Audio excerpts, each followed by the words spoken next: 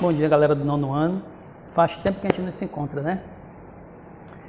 E é interessante que, encerrando o nosso material, surgiu duas coisas interessantes. Parece que tudo é coincidência, é providência, parece que as coisas acontecem não pelo acaso. Hoje, no nosso módulo 4, nós temos duas coisas importantes. Uma que é aquilo que a gente está colocado, que é a nossa natureza e a nossa visão de mundo. Dentro dessa concepção, eu encontrei uma coisa interessante, que é essa concepção holística, em que a arte de viver em paz. Vamos começar a imaginar cada um de nós aí, nesse momento da nossa quarentena, da nossa pandemia, como é que eu vou conseguir viver em paz nessa situação? Porque às vezes amedronta, nos preocupa, nos chama a atenção, até que ponto isso vai passar, isso vai ficar até quando, o que eu vou fazer? Então, nosso objetivo é tentar encontrar, dentro dessa concepção holística, essa arte de viver em paz. Só que para isso acontecer, existem três concepções. Aonde eu vivo, que é a nossa sociedade, a natureza em que eu estou aí me realizando com ela e eu como indivíduo. A partir desses três momentos aqui, sociedade, natureza e indivíduo, eu vou começar a tentar entender o que é essa arte de viver em paz. Lembrando, se eu estou na sociedade, eu vivo com quem? Com os outros.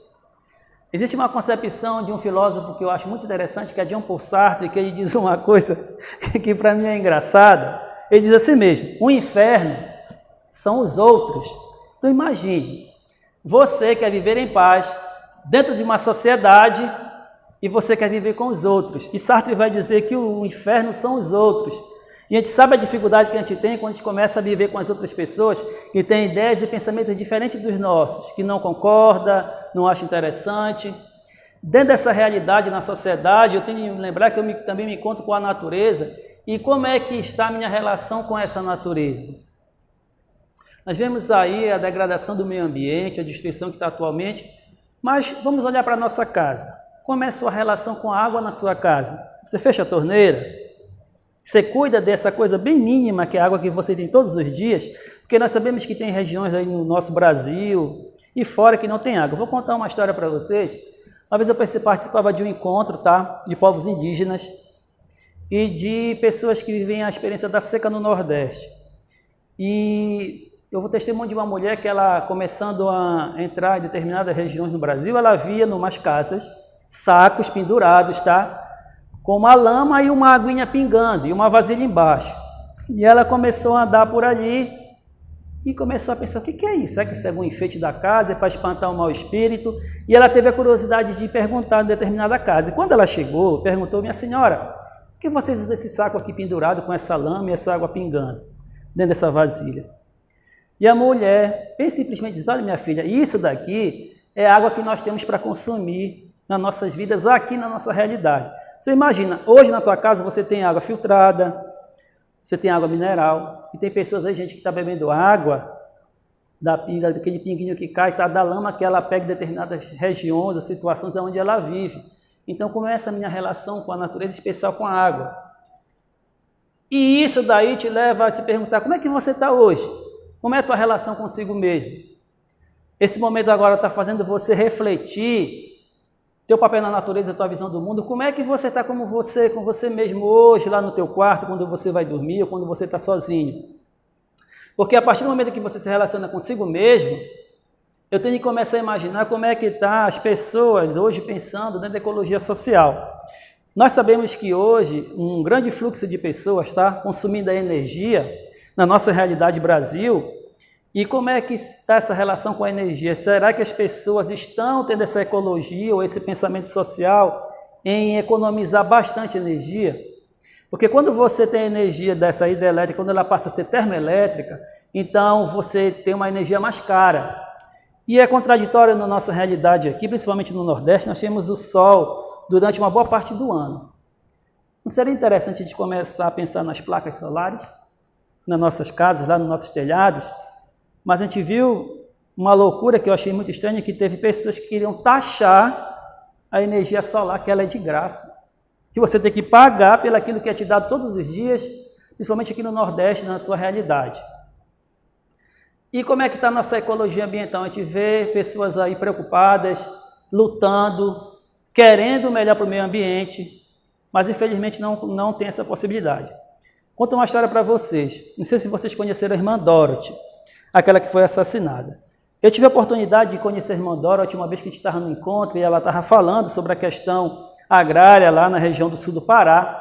E eu do lado do amigo meu dizia, essa irmã aqui vai morrer, ela não vai passar muito tempo. Em determinado momento ainda vai se decorrendo o tempo passando e ela foi assassinada. Eu encontrei esse meu amigo, não te falei que ela ia ser assassinada, porque infelizmente, gente, a questão agrária no Pará é triste.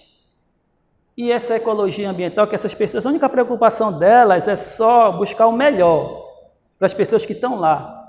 Infelizmente, isso é causa de morte de muitas pessoas. E você, pessoalmente, como é que está a tua ecologia pessoal? Como é que você lidar com isso daí? Como é que você se encontra nesse momento hoje da pandemia? Começa a pensar nessa questão do consumo da energia, da água. Como é que você lidar com essa realidade aí?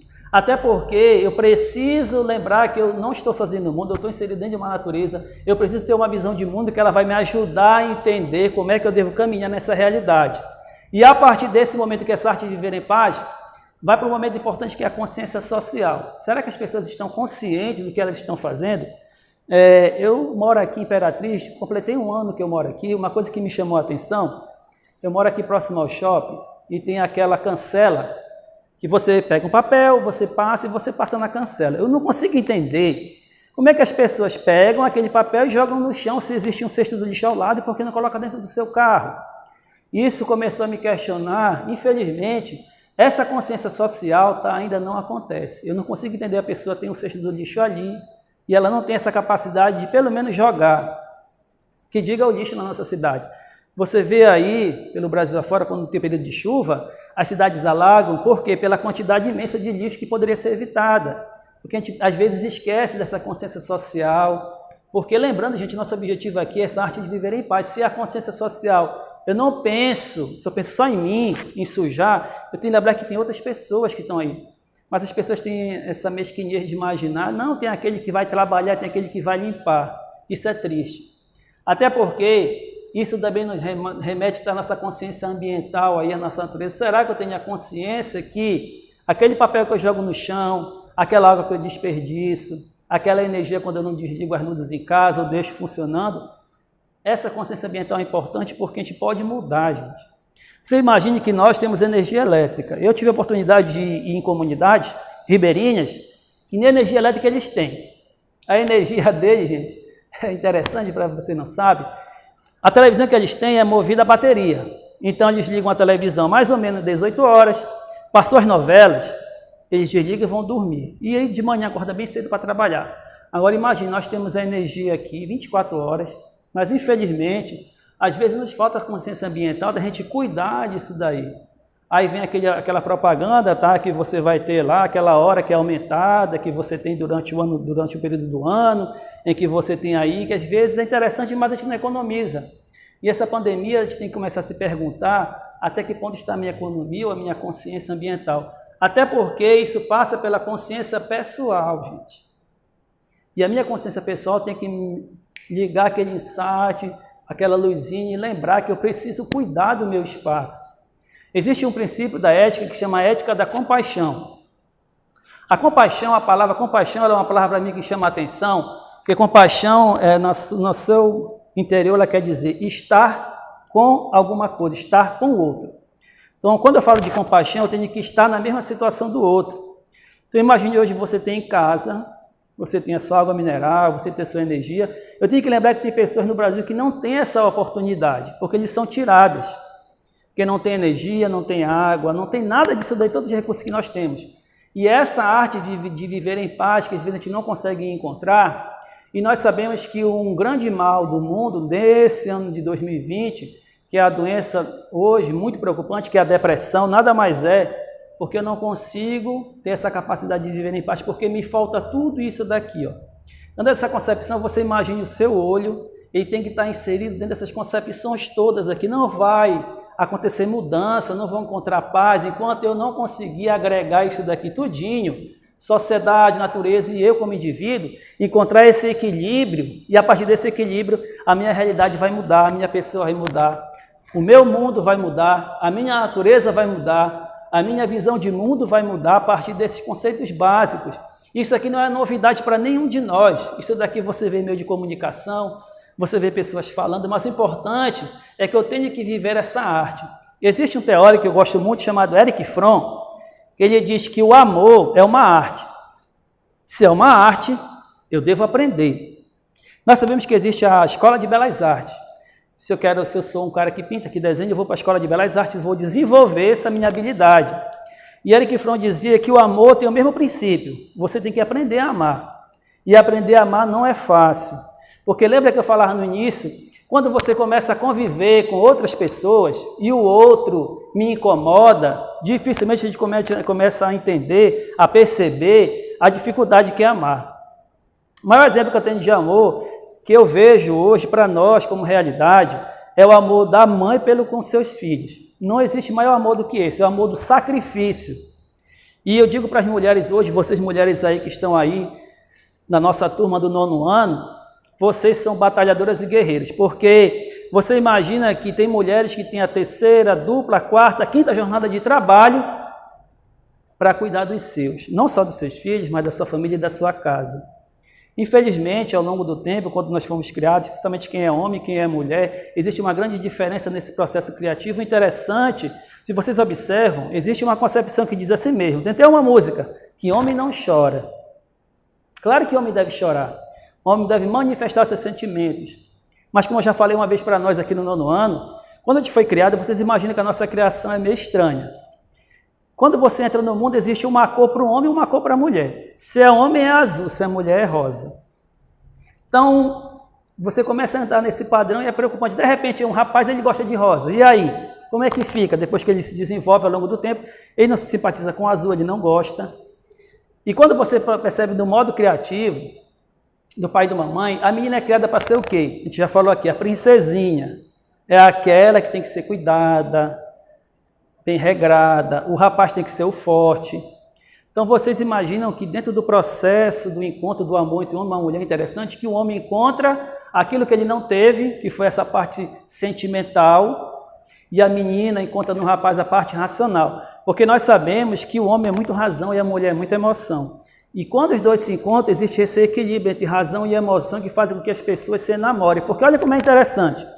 Você pode estar aqui na sala de aula, no 9º ano, você pode estar fora do colégio, fora de Imperatriz, você vai andar em alguma cidade, de repente você achou aquele rapaz ou aquela moça interessante, mas por que você não encontrou aquela pessoa? Existia um pensamento no mundo grego que dizia que homem e mulher, eles eram um único ser. Dá um exemplo para vocês, pessoal. Ó, no pensamento grego, homem e mulher eram um único ser. Então, alguém com ciúme e inveja, ele separa. Então, fica um homem para o lado e a mulher para o outro. Qual foi o castigo dessa separação? As partes têm que se reencontrar de novo. E é por isso que quando você se namora de alguém, você vai encontrar alguém até fora de Imperatriz, ou até fora daqui do Brasil, e você se namora por alguém. Por quê? Porque você encontrou essa outra metade. E que eu diga por as pessoas que falam cara metade, que amor é uma coisa que ninguém consegue entender. Mas para isso acontecer, gente, eu não devo perder esse foco aqui, ó. Eu tenho que aprender essa arte de viver em paz, mas lembrando que essa minha arte ela vai estar onde?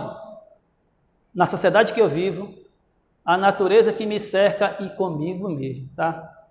É a partir daqui que eu vou entender porque muitas coisas na minha vida às vezes dão errado. Porque às vezes eu começo a imaginar que o problema sou eu, que o problema são onde eu estou vivendo, não. Eu preciso perceber que a minha relação ela se dá dessas 3 formas, tá? Com a sociedade, com a natureza e com o indivíduo. A partir desses conceitos aqui, desse olhar que eu começo a entender as coisas, a minha vida começa a mudar.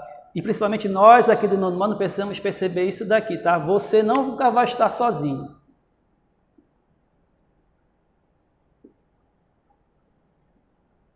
Que o maior medo que nós temos é da solidão. Você nunca vai estar só. O importante é que você comece a perceber que eu preciso me encontrar, eu preciso encontrar todos esses processos, mas, como dizia um pensador chamado Santo Agostinho, tá? Que, acima de tudo que eu vivi como experiência, ele diz uma coisa que me chama muita atenção. Que quem canta ou reza, equivale a 2 vezes mais. Ou seja, quanto mais você canta nesse momento agora tão difícil da pandemia, quando você tem mais fé, as coisas podem acontecer. Então, cante e reze, porque infelizmente ou felizmente nós, em meio a tantos meios de comunicação nos amedrontando, mas acima de tudo tenha fé, porque a fé move montanhas. Valeu, galera do 9º ano.